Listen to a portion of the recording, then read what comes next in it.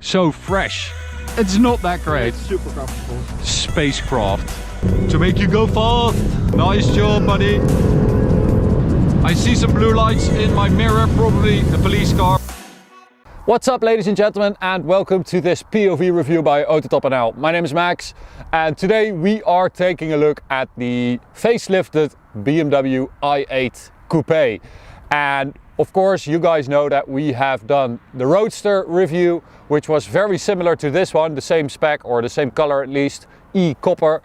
But we thought, well, the Coupe has been facelifted as well. There are some changes, or there are some differences between the Roadster and the Coupe, so why not? It's a beautiful day and it's a beautiful car. I mean, just look at it. It just doesn't get old, this car. It's still magnificent. It's still so fresh, which is awesome. So today I'm going to show you around it, show you all the cool stuff on it, then we'll take it for a drive towards the Autobahn for an Autobahn blast. But before we begin, don't forget to subscribe and hit the notification bell if you want to receive updates when we upload a new video. And you can check us out on Instagram at AutoTopElectric. Okay, so as I said, the color is e-copper. The facelift, well, the e-copper is part of the facelift. You couldn't get that color before. The headlights are part of the facelift as well, because it now has BMW laser light with those blue lines in there. The design of this car is just so good. It is insane. I mean, when it came out, it looked like a spaceship, and now it's 6 years later, it still does. It still looks new, especially on the outside, which is just awesome. Okay, so the wheels, we've got 20-inch wheels. These are actually really nice wheels. You can have i8s with some truly ugly wheels, which are, well, as efficient as possible, but don't get those wheels. These are actually some nice wheels, but you know that to boost efficiency, this front tire is 215 wide. That's a very narrow tire. You can see that as well. So this car weighs 1510 kilos, somewhere around that, and that's not very heavy. And that's because they used a lot of carbon fiber, like a carbon tub, like carbon fiber reinforced plastics. This is all super beautiful. You can see it right there as well. And of course, we've got the most special design feature, which is that tunnel on the side. This is new as well, I think, Coupe. It's pretty cool. It's so cool. If you look in your mirror, if you look in your side mirror, that you can see this part. You're always reminded that you have this awesome looking spacecraft. It has new rear lights as well. Very cool. I mean, you gotta love those doors as well.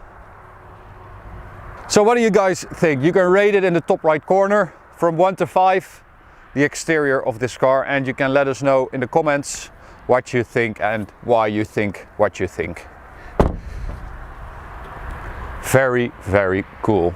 It's so rare to see a car that is 6 years old and still looks this good.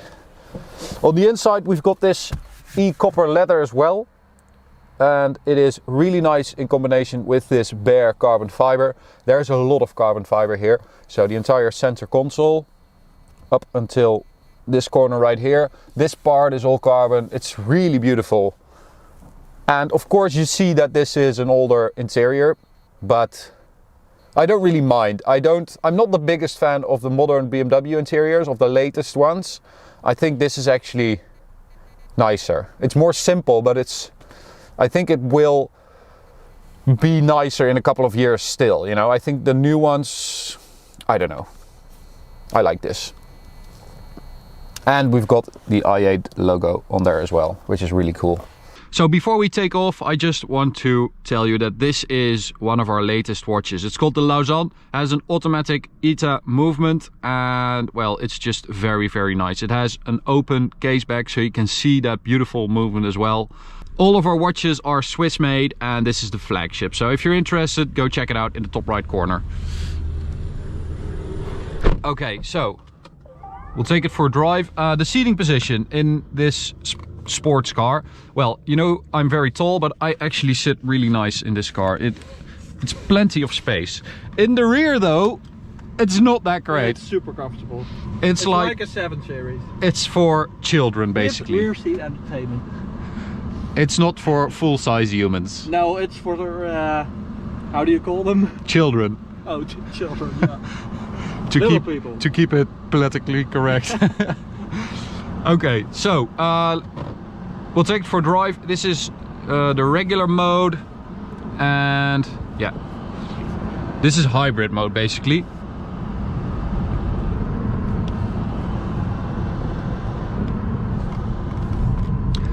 So that means that the electric motor and the petrol engine work together. We've got in the rear a 1.5 liter 3-cylinder petrol engine from a Mini Cooper that has been tuned to 231 horsepower. And then we've got an electric motor which has been enlarged. Both the battery and the electric motor are more capable now. The pre-facelift had 362 horsepower and this facelift has 374. So that's a 12 horsepower bump, and that's all from the electric stuff. That's pretty cool. 0 to 100, 4.4 seconds for the Coupe, 4.6 for the Roadster. Top speed 250 kilometers an hour. Now, if we put the gearbox in sport, that turns the entire sport mode on. So that also means that the dampers stiffen up and that the petrol engine is always running. It's either charging the batteries or it is giving you performance. And if you floor it, doesn't matter in which gear, you can see an e-boost lighting up there, which means that both electric and petrol power are working to make you go fast. And fast, it is seriously fast, this car. It's around the same as a BMW M4. So that's not bad for a hybrid sports car. I'm just going to call it a sports car. It's not really a sports car. It's more between a GT and a sports car. We've covered this in the pre-facelift i8 as well. But the handling is really nice because you have that steering feel you get in the BMW. The steering is chatting away. You've got four-wheel drive basically, and a very low center of gravity because the batteries are down here in the middle somewhere. So you've got a very low car that feels wide.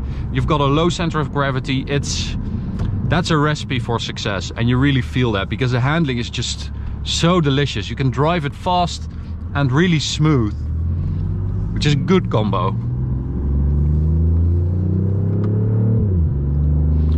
To eliminate some of the understeer that was very present in the pre-facelift i8, they went for some stiffer springs at the front and a stiffer anti-roll bar in the rear to make the balance a little bit better. And that's basically what you feel. If you push it, if you don't push it hard enough, you get a little bit of understeer, and you really have to carry some speed into a corner to make that rear end go, because you're still driving a four-wheel drive car basically, but you do have small narrow tires. So we've got some fake sound through the speakers as well. You can hear those downshifts. That's super fake, but I still enjoy it. It's so fake that it's cool. So we've got the speedo cam on right now as well. In front of me, I don't know if you guys can see that, but we've got a head-up display. Are you watching TV back there? Is this not interesting? Are you bored? Fucker. So we've got a head-up display, and this is the old school head-up display from BMW. So we've got a massive rev counter. It also has shift lights, and it's just, well, almost retro cool now, because all the new ones are so modern and so fussy, and they try to invent cool things, but they don't work. Okay, full throttle. Now this is not where you feel the most power in this car. I mean, yes, it is fast and it will keep going until the limiter. But most impressive about the performance of this car is the mid-range, because you have that instantaneous torque, 250 Nm from that electric motor. Combine that with the 231 horsepower from that petrol engine, and overtaking especially is really nice because you have that surge immediately. So this is the limiter. I see some blue lights in my mirror, probably a police car, but they're not going as fast as we are, so that's not a problem. Okay, so third gear.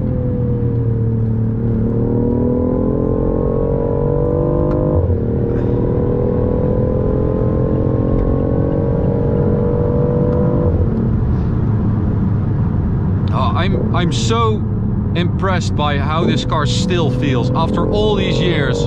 After we drove it for the first time in 2013 or 14, it's still fun to drive. It still feels cool and new, and that's really impressive. So are there any downsides? Well, of course you don't have that much luggage space. You've got a little bit in the back, and of course you've got some space behind the seats.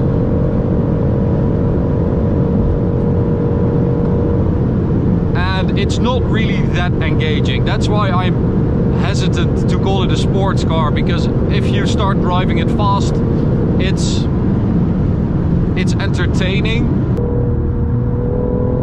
and it's satisfying, but it's not exciting. And that's why I'm hesitant to call it a sports car. It is fun though. I mean, I'm not complaining. The real problem though with this car is depreciation. Because these cars, they depreciate like a mother. It is insane. You can actually pick up in the Netherlands an i8 Roadster, which was 175,000 euros when it was new, for 94,500 euros, and with 12,000 kilometers. So that's more than 85,000 euros of depreciation in 12,000 kilometers. That's more than 7 euros per kilometer in depreciation. That's insane. And you can buy a pre-facelift coupe for like 55,000 euros. So that's a good thing for people who want to buy one second hand. It's a bad thing if you bought one new.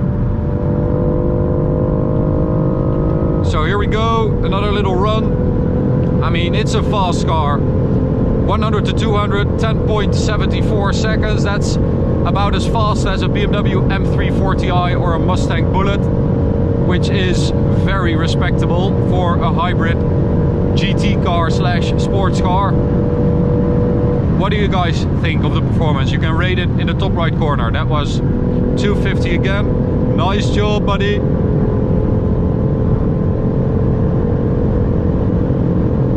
You don't really hear that engine, you just hear that fake sound, which is a bit weird sometimes.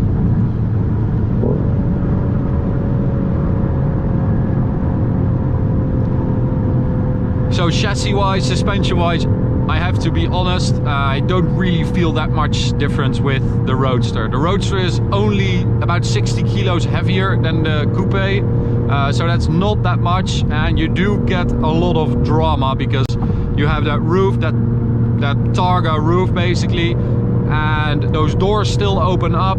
They're frameless, so you have that extra drama, but you don't have that much extra weight, and I don't feel any difference in the handling or anything. The Coupe is supposed to be a little bit stiffer, a little bit harder, but it's not really noticeable. It is a lot more expensive though, so you have to decide for yourself if that's worth it. Other than that, I mean, buying it new, I can't really recommend it, seeing as the depreciation is so crazy. It really is a bitch. But I want to recommend it because it is such a cool car, and